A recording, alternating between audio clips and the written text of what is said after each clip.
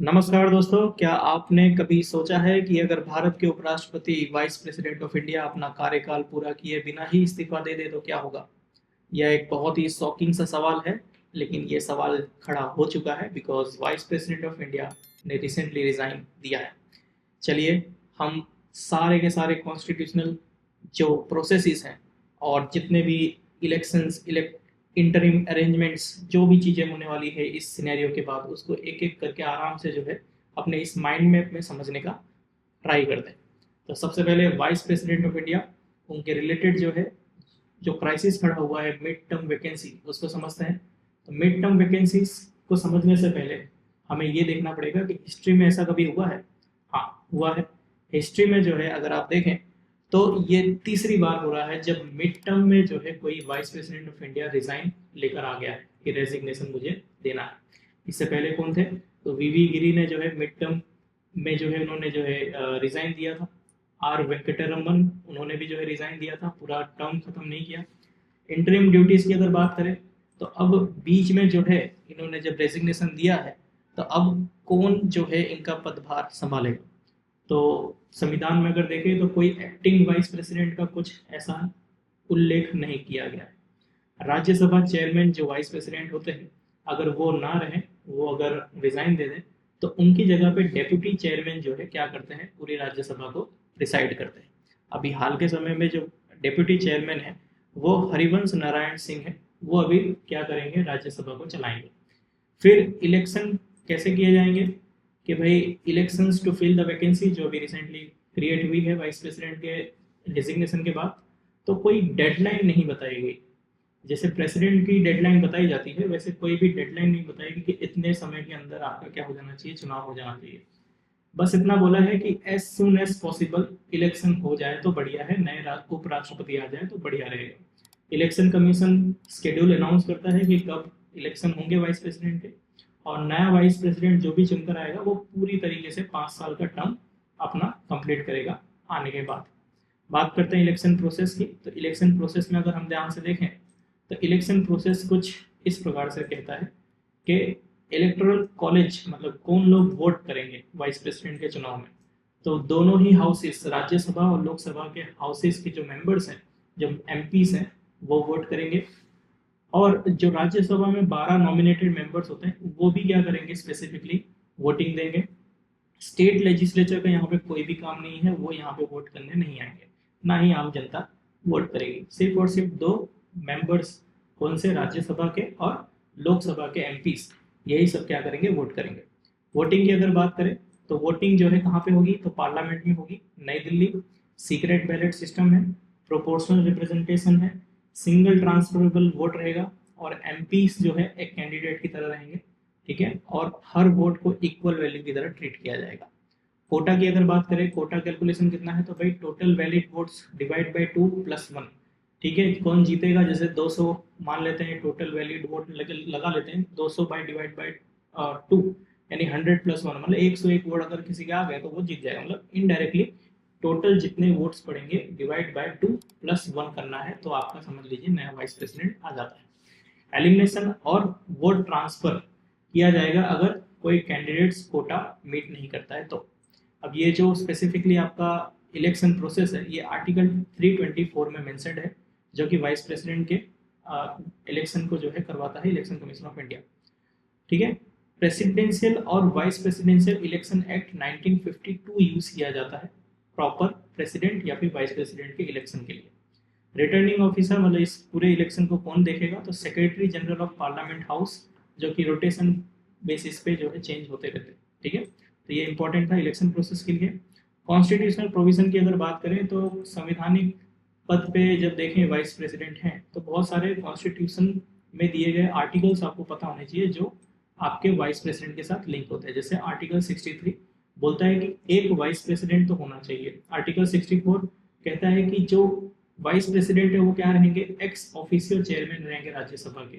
ठीक है, जैसे ही कोई वाइस प्रेसिडेंट बनता है तुरंत वो चेयरमैन बन जाता है राज्यसभा का। और वाइस प्रेसिडेंट प्रेसिडेंट की तरह एक्ट भी कर सकता है, ये आर्टिकल 65 कहता है। आर्टिकल 66 बताता है कि इलेक्शन और क्वालिफिकेशन क्या होने चाहिए वाइस प्रेसिडेंट के। आर्टिकल 67 बोलता है कि कितना टर्म होगा ऑफिस इनका, 5 साल का रहेगा, 6 साल का, कितने साल का रहेगा। तो वैसे 5 साल का होता है, तो ये 5 साल का ऑफिस का टर्म आर्टिकल 67 में बताया गया है। और आर्टिकल 67 भी कहता है कि रिमूव करने की प्रोसीजर भी जो है आर्टिकल 67 में बताई गई है। आर्टिकल 68 कहता है कि अगर कोई वैकेंसी होती है तो इलेक्शन की डेडलाइन क्या होगी। तो यहाँ पे स्पेसिफिक वही मैंने जो बताया, एज सुन एज पॉसिबल, कोई डेडलाइन नहीं बताई गई है। आर्टिकल 69 कहता है क्या ओथ और क्या एफर्मेशन लेंगे प्रॉपर हमारे vice president of India. Article 70 कहता है कि डिस्चार्ज ऑफ प्रेसिडेंट फंक्शंस, जब प्रेसिडेंट इनको प्रॉपर फंक्शंस डिस्चार्ज करते हैं वो क्या चीज़ रहेगी। आर्टिकल 71 कहता है कि इलेक्शन डिस्प्यूट्स अगर आपको वाइस प्रेसिडेंट के इलेक्शन में दिखते हैं तो सुप्रीम कोर्ट मैटर हियर करता है। नाउ एलिजिबिलिटी क्राइटेरिया क्या है, आर्टिकल नंबर 66 क्या कहता है, वाइस प्रेसिडेंट अगर किसी को बनना है तो वो सिटीजन ऑफ इंडिया होना चाहिए, 35 की एज होनी चाहिए मिनिमम, राज्यसभा के इलेक्शन के लिए क्वालिफाइड होना चाहिए, और एक इलेक्टोरल की तरह क्या होना चाहिए, रजिस्टर्ड होना चाहिए इन पार्लियामेंट्री कॉन्स्टिट्यूंसी, और कोई भी ऑफिस ऑफ प्रॉफिट उसके पास नहीं होना चाहिए। टर्म ऑफ ऑफिस की अगर बात करें आर्टिकल 67 तो 5 साल का टर्म है, और ये ऑफिस को जो है होल्ड कर सकते हैं जब तक कोई उनका सक्सेसर ना आ जाए। और ये री इलेक्शन के लिए क्या है, एलिजिबल है एनी नंबर ऑफ टर्म्स, यानी कि 10 बार, 5 बार, 6 बार, जितनी बार इनको री इलेक्शन करना है आ सकते हैं। ठीक है, बढ़ते हैं आगे, रिमूवल की बात करते हैं। आर्टिकल 67 बी में दिया गया है यह चीज।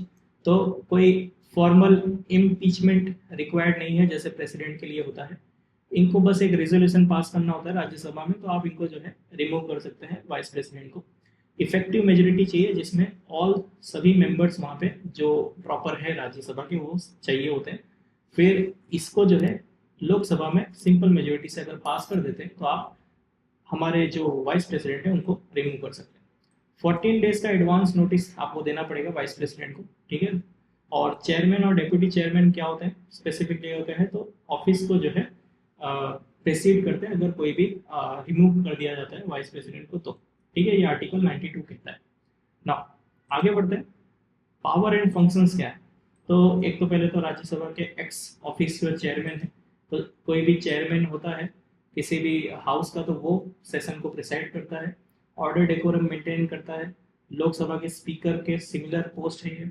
अगर कोई संवैधानिक पोस्ट चल रही है या फिर डिस्कशन चल रहा है और उसमें जो है टाई का सिचुएशन आता है, मतलब ना यस में जो है 300 वोट पड़ गए, नो में 300 वोट पड़ गए, जो भी टाई सिचुएशन आती है तो उसमें जो है ये अपना वोट डालते हैं, अदरवाइज ये वोट नहीं करते।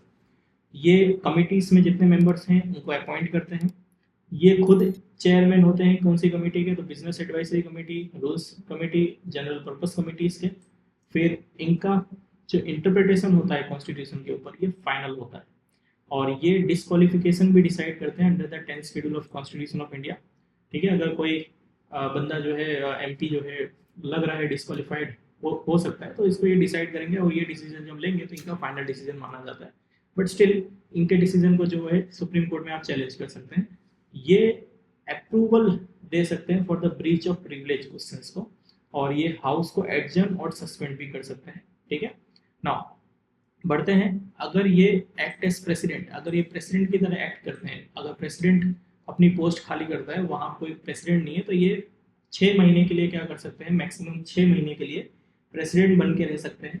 और ये वैकेंसी कब खड़ी होती है, अगर प्रेसिडेंट ने क्या किया, रेजिग्नेशन दे दिया है, तो इम्पीचमेंट हुआ है, तो अचानक से डेथ हो गई या फिर इनकेपेसिटी है, तो जो है vice president under article 65 president की तरह 6 महीने तक एक्ट कर सकते हैं। दूसरा, ये जब प्रेसिडेंट होंगे तो राज्यसभा के चेयरमैन की ड्यूटीज को ये ओबे नहीं करेंगे, ये वहाँ पे परफॉर्म नहीं करेंगे। ठीक है, तो ये था आपका powers and functions of vice president. अब कंपैरिजन कर लेते हैं यूएस के वाइस प्रेसिडेंट और इंडिया के वाइस प्रेसिडेंट। तो यूएस और इंडिया के वाइस प्रेसिडेंट को देखते हैं, तो इंडिया के वाइस प्रेसिडेंट 5 साल का टर्म, री इलेक्शन के लिए एलिजिबल हैं, चेयरमैन होते हैं राज्यसभा के, और इनका जो प्रेसिडेंट अगर इनको कल को बनाया जाता है, अगर हमारे प्रेसिडेंट की डेथ हो गई, कुछ भी हो गया, तो ये सिर्फ 6 महीने तक ही प्रेसिडेंट रह सकते हैं मैक्सिमम, उससे आगे नहीं। और संविधान में कहा गया है कि 6 महीने के अंदर अंदर आपको इलेक्शन भी करवा लेना है, मतलब 6 महीने के बाद हमको नया प्रेसिडेंट मिल जाता है। और इनका जो ऑफिस होता है वो अनफिल्ड रहता है जब तक प्रेसिडेंट अपना टर्म अनएक्सपायर्ड नहीं करते। ठीक है, और यूएस की अगर बात करें तो यूएस में क्या कहा जा रहा है, यूएस बोल रहा है कि 4 साल का टर्म होता है किसका, वाइस प्रेसिडेंट का। ये भी इलेक्शन के लिए, री इलेक्शन के लिए एलिजिबल होते हैं। और ये जैसे कि हमारे राज्यसभा होता है वैसे यहाँ पे सीनेट होता है।